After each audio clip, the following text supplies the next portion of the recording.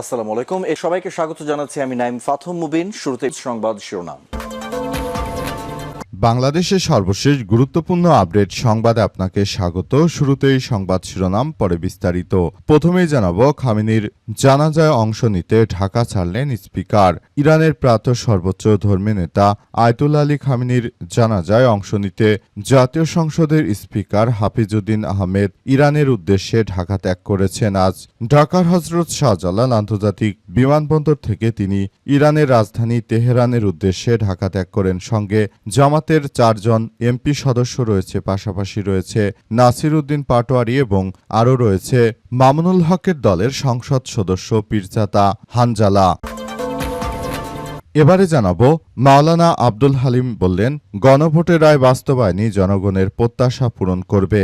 বাংলাদেশ জামাত ইসলামের কেন্দ্রীয় নির্বাহী পরিষদ সদস্য, রংপুর দিনাজপুর অঞ্চলের পরিচালক মাওলানা আব্দুল হালিম বলেছেন যে গণভোট জনগণের যে রায় দিয়েছে তার পূর্ণাঙ্গ বাস্তবায়নই এখন জাতির প্রত্যাশা। জনগণের রায়ের প্রতি সম্মান দেখে জুলাই সনদ বাস্তবায়ন, সংবিধান সংস্কার, পরিষদ গঠন এবং জাতীয় অঙ্গীকার পূরণে সরকারকে কার্যকর ব্যবস্থা গ্রহণ করতে হবে।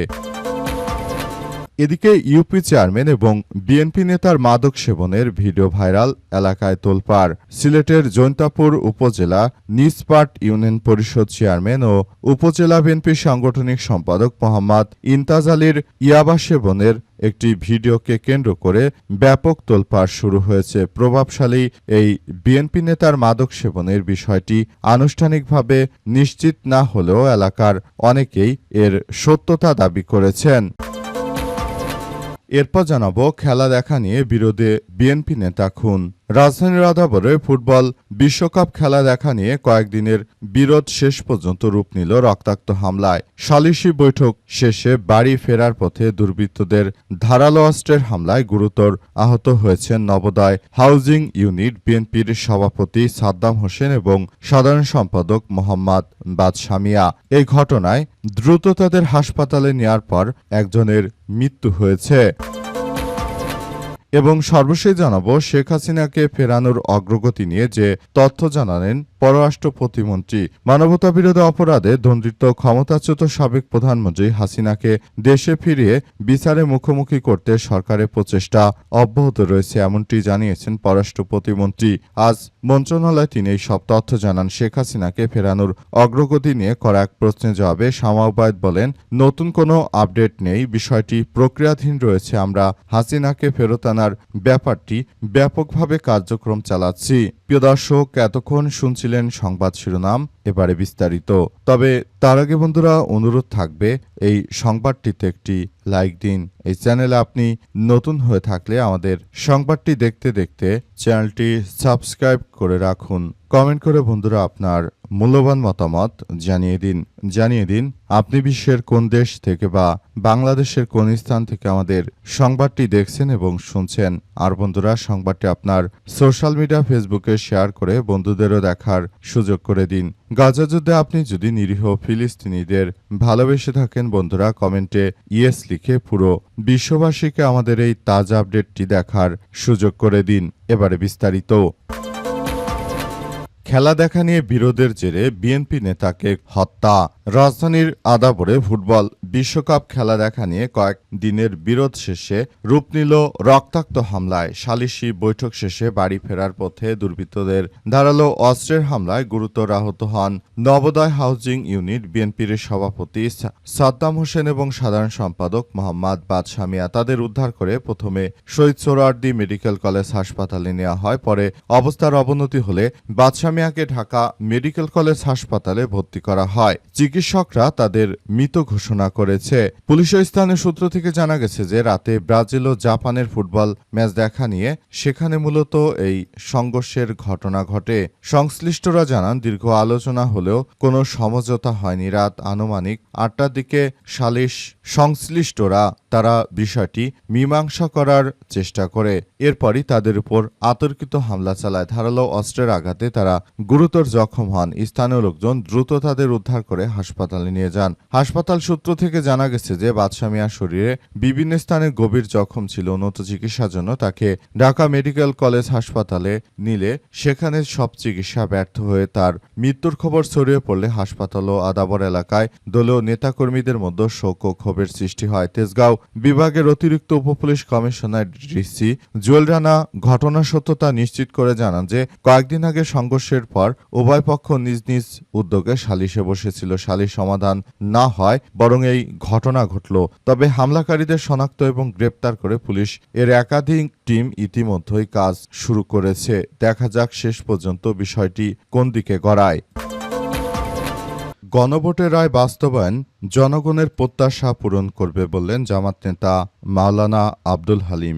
বাংলাদেশ জামাত ইসলামের নেতা এবং সংসদ সদস্য আব্দুল হালিম জানিয়েছেন যে বাংলাদেশের জনগণ যে প্রত্যাশা করে সেই প্রত্যাশা অনুযায়ী রাষ্ট্র পরিচালনা করতে হবে, সে অনুযায়ী বিএনপিকে কাজ করতে হবে। তারা যদি সেই প্রত্যাশা অনুযায়ী কাজ করতে না পারে তাহলে সেটা তাদের জন্য এক ভয়াবহ কার্যক্রম শুরু হবে বলে জানান তিনি। তিনি আরও জানান, এজন্য বিএনপিকে বলতে চাই, আপনারা শুধু নিজেদের স্বার্থ নয় বরং দেশের জনগণকে প্রায়োরিটি দিয়ে তারপর কার্যক্রম চালান। যদি সেটা করতে আপনারা সম্পূর্ণ ব্যর্থ হন তাহলে বাংলাদেশের মানুষ আপনাদেরকে কোনো ছাড় দেবে না বলে জানান তিনি। তিনি আরও জানান, বাংলাদেশের মানুষ যে প্রত্যাশা নিয়ে জুলাই গণ অভ্যুত্থান করেছিল সেই গণ অভ্যুত্থান সম্পূর্ণরূপে ব্যর্থ করে দিয়েছে এই বিএনপি সরকার। তাদেরকে অবশ্যই সেসব বিষয় গুরুত্ব সহকারে বিবেচনা করতে হবে। তারা যদি জনগণের স্বপ্ন এভাবে ভঙ্গ করে দেয় তাহলে ভবিষ্যতে তারা খুব ভয়াবহ বিপর্যয়ের মধ্যে পড়তে চলেছে। কারণ এ অবস্থায় তারা আসলে কোনো কিছুই করতে পারবে না। বিষয়গুলো সবার জন্য অত্যন্ত গুরুত্বপূর্ণ একটি ইস্যু হিসেবে আবির্ভূত হয়েছে। এ অবস্থায় আসলে পরিস্থিতি কোন দিকে যাবে সেসব বিষয় নিয়ে এখনো বিএনপির পক্ষ থেকে কোনো উল্লেখযোগ্য কোনো কার্যক্রম আসলে চালানো হয়নি। জুলাই গণ অভ্যুত্থান নিয়ে তাদের কোনরূপ আগ্রহ বা কোনো বিষয়গুলো পরিলক্ষিত হচ্ছে না। মূলত এই বিষয়গুলো সামনে আসার পরই বিএনপিকে এসব কথার ইঙ্গিত দিয়েছে বাংলাদেশ জামাত ইসলামের নেতৃত্ববৃন্দরা। তারা মূলত বিএনপিকে বলতে চায় যে দেখো, দেশটাকে তোমরা এভাবে ধ্বংস করো না। কারণ জনগণ যে প্রত্যাশা নিয়ে তোমাদেরকে ভোট দিয়েছিল কিংবা তোমরা যেভাবেই হোক ক্ষমতায় এসেছো, এখন জনগণের প্রত্যাশা তোমাদেরকে পূরণ করতে হবে। তোমরা যদি জনগণের প্রত্যাশা পূরণ করতে না পারো তাহলে তোমরা হাসিনার মতো ব্যর্থতার মধ্য পড়বে এবং দেশটাকেও একটি ধ্বংসের দিকে নিয়ে যাবে। সুতরাং এখনো সময় আছে, তোমরা এসব বিষয়গুলো বিবেচনা করো এবং দেশটাকে সুন্দরভাবে গড়ে তোলার মধ্য দিয়ে এগিয়ে নিয়ে যাও, সেই প্রত্যাশা আমাদের বলে জামাতের নেতারা বিষয়গুলো নিয়ে কাজ করছে।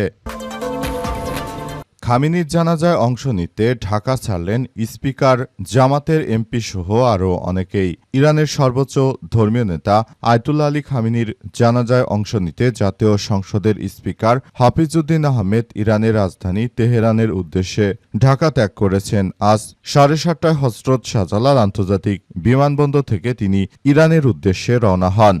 জানা গেছে, জানাজায় অংশগ্রহণ শেষে আগামী 4 জুলাই স্পিকার হাফিজউদ্দিন আহমেদ দেশে ফিরবেন। আয়াতুল্লাহ আলী খামেনি 1939 সালের 19 এপ্রিল উত্তর পূর্ব ইরানের মাশহাদে জন্মগ্রহণ করেন। চলতি বছরে 28 ফেব্রুয়ারি যুক্তরাষ্ট্র এবং ইসরায়েলের হামলায় তিনি নিহত হয়েছেন বলে প্রতিবেদনে উল্লেখ করা হয়েছে। মৃত্যুকালে তার বয়স হয়েছিল 86 বছর। এই দখলদার সন্ত্রাসীরা তারা মূলত ইরানের সর্বোচ্চ ধর্মীয় নেতাকে হত্যার মধ্য দিয়ে তারা একটি কালো তালিকা করেছে। অর্থাৎ মুসলিমদের বিরুদ্ধে তারা যে সন্ত্রাসী কার্যক্রম চালিয়েছে সেটা আসলে কোনোভাবেই গ্রহণযোগ্য হতে পারে না। পুরো সন্ত্রাসীরা তারা আসলে সারা বিশ্বের বুকে যে কার্যক্রম শুরু করেছে সেটা কোনোভাবেই গ্রহণযোগ্য নয়। এরপর সন্ত্রাসীরা অনেক চেষ্টা করে তারা মুসলিম রাষ্ট্রগুলোর উপর যতই চাপ প্রয়োগ করুক না কেন, শেষ পর্যন্ত আসলে ইরানের কাছেই আত্মসমর্পণ করতে বাধ্য হয়েছে যুক্তরাষ্ট্রের সন্ত্রাসী ট্রাম্প। পাশাপাশি নেতানিয়াহু তার রাজনৈতিক ভবিষ্যৎকে অন্ধকারে ঠেলে দিয়েছে। ইরানের বিরুদ্ধে আক্রমণ চালাতে গিয়ে বরং নেতানিয়াহু পৃথিবীর সবথেকে নিকৃষ্ট পাপিষ্ট ব্যক্তিত্ব। তিনি ইতিমধ্যেই আসলে নিজের ক্যারিয়ার ধ্বংস করে দিয়েছেন। এখন তিনি চাইলে আর কোনো কিছু করতে পারছেন না। ইউপি চেয়ারম্যান এবং বিএনপি নেতার মাদক সেবনের ভিডিও নিয়ে তোলপাড়। সিলেটের জৈন্তাপুর উপজেলায় নিসপাট ইউনিয়নের পরিষদের চেয়ারম্যান মোহাম্মদ ইমতিয়াজ আলীর মাদক সেবনের একটি ভিডিওকে কেন্দ্র করে তোলপাড় সৃষ্টি হয়েছে। প্রভাবশালী বিএনপির নেতার মাদক সেবনের বিষয়টা আনুষ্ঠানিকভাবে নিশ্চিত হওয়া গেছে। এলাকার অনেকেই এই সত্যতার দাবি করেছে, তবে ভয়ের কারণে তারা এখনো নাম প্রকাশ করছে না। বিশেষ করে তার কথিত মাদক সেবনের সঙ্গী ফয়জুল ইসলাম ফজলুর একটি ফেসবুক পোস্টকে কেন্দ্র করে এই দাবির সমর্থন হিসেবে উল্লেখ করেছে। একাধিক যোগাযোগের চেষ্টা করা হলেও চেয়ারম্যানের মোবাইল বন্ধ পাওয়া গেছে। রুহুল আমিন নামের এক ফেসবুক ব্যবহারকারী সামাজিক যোগাযোগ মাধ্যমে প্রকাশিত 46 সেকেন্ডের একটি ভিডিও বিভিন্ন ফেসবুক আইডি ও মোবাইল ফোনে ছড়িয়ে পড়লে ভিডিওটি জৈন্তাপুর নিসপাট ইউনিয়নের সারিঘাট ঢুপি গ্রামের বাসিন্দা ফয়জুল ইসলাম ফজলুর ঘরে চেয়ারম্যান ইমতিয়াজ আলীর ইয়াবা সেবন করার ভিডিও দেখা গেছে বলে দাবি করা হয়। ভিডিওতে ফয়জুল ইসলামকে আগুন দিয়ে সহায়তা করতে দেখা গেছে বলে অভিযোগ পাওয়া গেছে। শিমুল এবং তারা দুইজন মিলে এই মাদক সেবন করছিল এবং তাদের বিরুদ্ধে যথাযথ যেন আইনগত ব্যবস্থা গ্রহণ করা হয় এসব দাবি তুলেছে এলাকাবাসী। মূলত তারা এলাকায় এই ধরনের ত্রাসের রাজত্ব কায়েম করেছিল। মাদকের সঙ্গে যারাই সংশ্লিষ্ট রয়েছে তাদের বিরুদ্ধে যেন যথাযথভাবে ব্যবস্থা গ্রহণ করা হয়। ইতিমধ্যে সেসব বিষয় নিয়ে তারা কার্যক্রম চালিয়ে যাওয়ার চেষ্টা করছে, তবে শেষ পর্যন্ত আসলে বিষয়গুলো কোন দিকে যাবে সেটি এখন পর্যন্ত বোঝা যাচ্ছে না। বিষয়গুলো নিয়ে সবাই খুব বেশি হতাশার মধ্যে রয়েছে।